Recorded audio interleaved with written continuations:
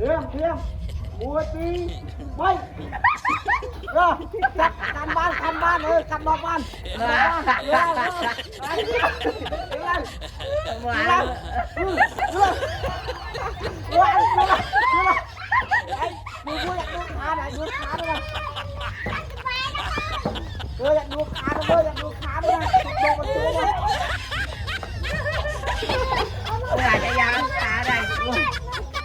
nó hoạt không rồi đấy. qua lên bạn đang thật kì Trời mai mà muộn vì à. Rồi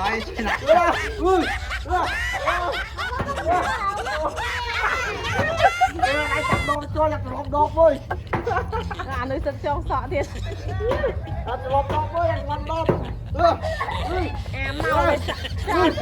lại chẳng chạy vào này. quạt kia tay là kia chứ là quạt thơm đấy hả ai giam kia Cô chạy như cô. cô tranh đây cô kia Thiêm Dạ mà đi ăn cái lăng chân là sao mà Ai đâu ăn đây lên nè. cứ lại chạy kia là Qua đi. quạt tay giam kia Qua chạy à. cô kia Kè như mà tì à. quạt tay giam lại rồi Ai chạy tay dài. lên Ai chạy. Đồ hay đạp tao cái mông nó đột mình cũng phúc ổn đạp mày là nè.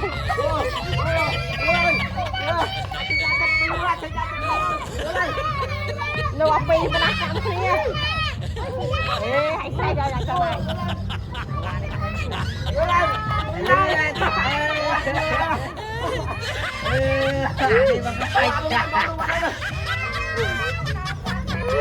Anh ấy cái đâu không?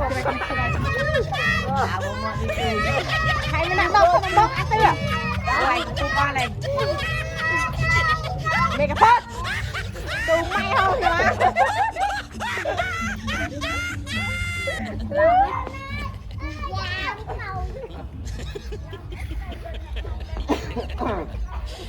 Ăn tươi chất tinh rồi.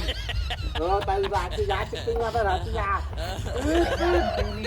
đặt nuôi tươi À, phi thay ra con phi đã rồi. À, mau tôi ra mau không rồi. thay ra tiền nó kia cho Lên đi chất tinh ra.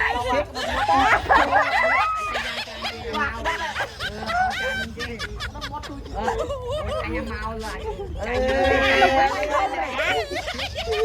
Không phải anh em mau lại. Pin ngay lên đây.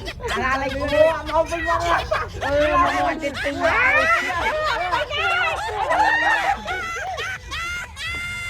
tiền nó là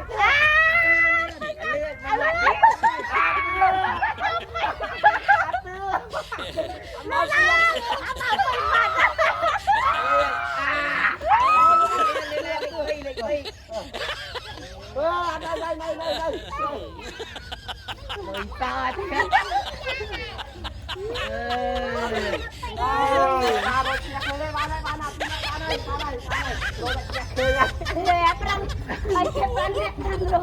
này dần lui Này lịch nuôi chứ. Bên bạch tô bên bạch tô. Anh lại lên kỹ lắm.